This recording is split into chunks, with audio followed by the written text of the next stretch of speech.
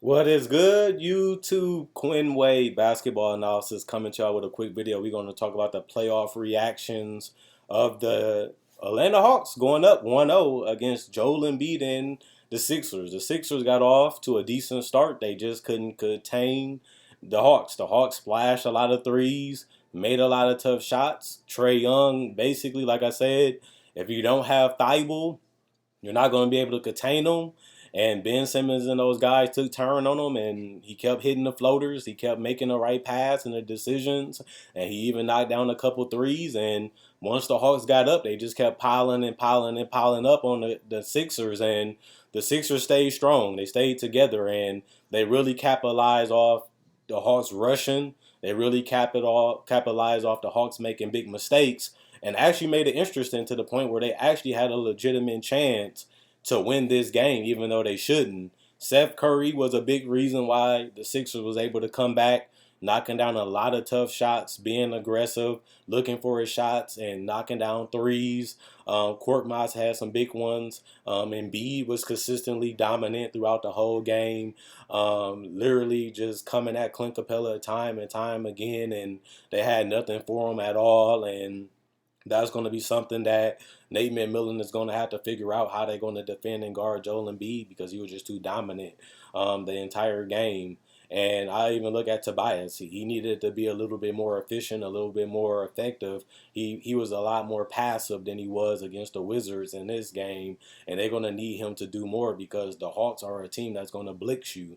They're going to take a lot of shots and they're going to get up and down the court and they're going to push with Trae Young. And the Sixers are going to have to be able to score. Their defense is significantly better than the Hawks, and that's why I thought that they would win this series because they should be able to make it tough on the perimeter players that the Hawks rely so much on. But they gave up a lot of threes and they gave up a lot of open ones, and it was just too much for them to overcome at the end of the day. They was fighting an uphill battle basically the entire game. But you do have to give them credit. They did continue to stay disciplined. They did continue to listen to Doc Rivers and what he has schematically as the game continued to go. And they gave themselves a chance to win at the end of the day. The score looks a lot closer than it actually was. And the Hawks looked at like a more confident team. They looked at like the better team. And that's something that I just didn't see coming out in game one, especially for a team with not too much playoff experience and not really having a full lineup throughout the entire year, just going with based off what they had and still being able to make a big run to get to the top 5 seed in the East. And they looked at like a team that could beat Philly if they continue to play the way that they did. If they move the ball and Trae Young continues to make the Sixers defense pick their poison, they can be more potent, and they offense probably can beat the Philly defense as the Sixers struggle to score consistently, and the Hawks continue to get good looks, and you would take good shots over tough ones, and they was able to make a mixed balance of them, and that was the story. The Hawks just crumbled to the pressure as the game continued to get out of hand. They just rushed and really got out of character. And you can give credit to the Sixers for being, aggressive with the traps and the double teams and being active too. And it really put a stir. Like you really didn't know who was going to win the games, but that's just credit to them staying in it and forcing the Hawks to earn this W. Even though they could have put them away if they would have just been a little bit smarter and just didn't force up a lot of bad shots and dumb passes. But the Hawks did look, honestly, like a better team. They looked like they had better chemistry, and they looked like a team that could beat Philly just because they're just better offensively. And it's crazy how nobody believed that you can win a championship off offense. But you look at a lot of these teams that's remaining, they offense have been so good from three, and they have been able to knock down enough layups and floaters that it makes them kind of hard to defend just because they can make the right play or they can make the right shots and they can make some tough ones sprinkle in there.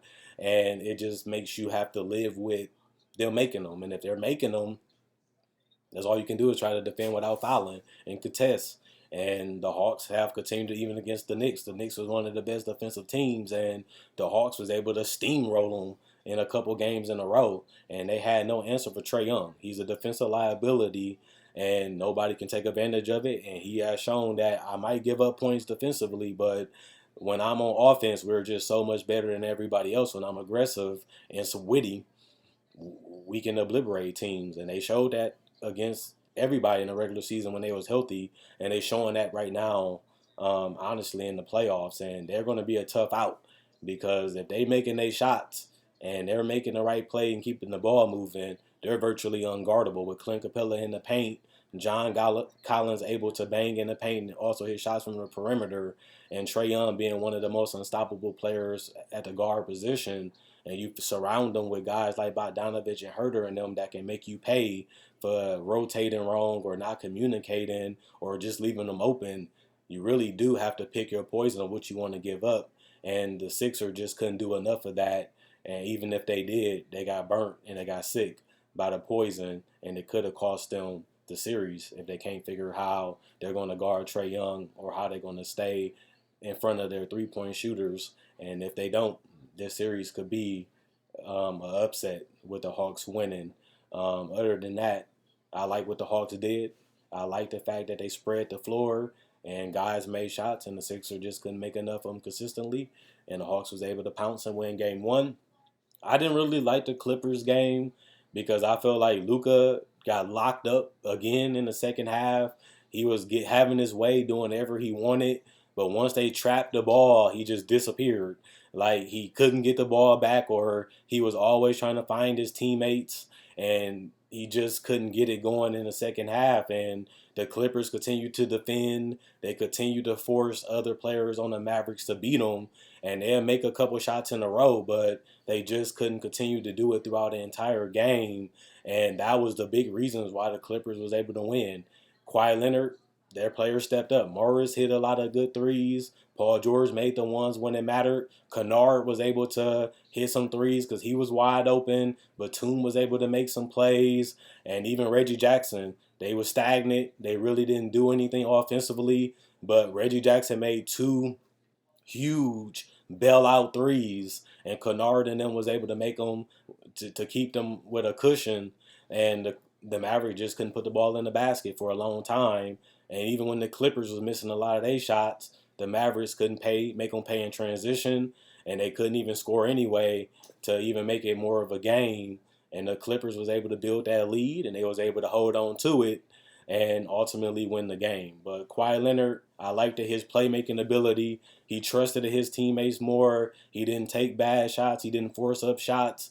And they was able to knock him down, and the Mavericks just couldn't. Tim Hardaway Jr., like I said, he disappeared in the fourth quarter. Where was he? I didn't see him. Porzingis, he was attacking, and he disappeared. Where was he in the third and the fourth quarter?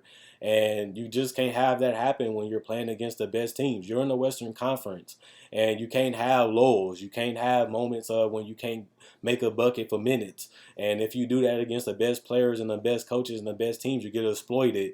And that's what the Mavericks kept doing, and that's why they're going home and the Clippers are advancing. The Mavericks allowed too many drives. They gave up too many free throws, and they didn't communicate enough and stay disciplined. And they also got torched on collapsing and over helping, and got torched by the unselfishness of the Clippers, driving, kicking out, relying on Kawhi Leonard isolation, and even when he isolated, they left somebody open and got torched enough to where the Clippers was able to ride it home to a W. The Mavericks, they still missing one more guy. If Porzingis is not going to be dominant enough, and if they don't really have a legitimate third guy, because Josh Richardson wasn't that the entire series, Tim Hardaway Jr. had spots where he looked at amazing and spots when he looked at terrible. And Jalen Brunson didn't really do much either in Game 7, and he's a huge part of their team. And Boban, he did the best he could, but if you're relying on Boban, that's not a good recipe for success against the best teams in the NBA. And even though he was the biggest guy on the court, he only had teams. He wasn't even 20 points, and he still missed a lot of bunnies. Even though he really did give them some type of inside presence, he really wasn't dominant enough to make the Clippers be punished for going small. And going small was actually the key to the game. The Clippers was able to make a lot of plays and a lot of shots because they was able to drive. They was able to rely on their stars, and even if when they didn't, they was able to rely on their guards to make shots. The Clippers made more shots. They made more tough ones, and the Mavericks just couldn't make open ones, and they couldn't even take advantage of the easy ones. Even Luka, and that ultimately was why they fell short and got eliminated. We knew that Kawhi or Luka, one of them was going to have to be eliminated, and Luka will lose to Kawhi Leonard for the second time in a row in the first round. The legend of Luka is stronger this year. He performed better. He shot better for the most part from three. But ultimately, a one-man team ain't going to take you that far in the NBA. And even if you can dominate, you're not going to usually win a championship. And even though Luka was phenomenal, being a 40 and 30 and 10 guy every game, it just wasn't enough to beat the better team. They always say one man can't beat a great team. The Clipper was banged up.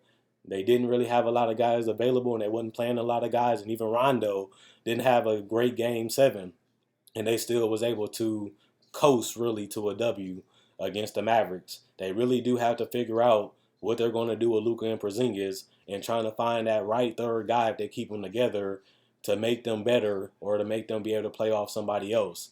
And if Luka's going to have to do everything, they're going to continue to be an early exit in the playoffs. The problem is finding that guy, taking the gamble to get that guy, and seeing if it actually pays off and allows them to be a legitimate contender in the West. I didn't have the Mavericks winning this series, even when they went up 2-0, even when they went up 3-2, and they ultimately did fall short in 7, and they couldn't get it done and eliminate the Clippers. The veteran team won again.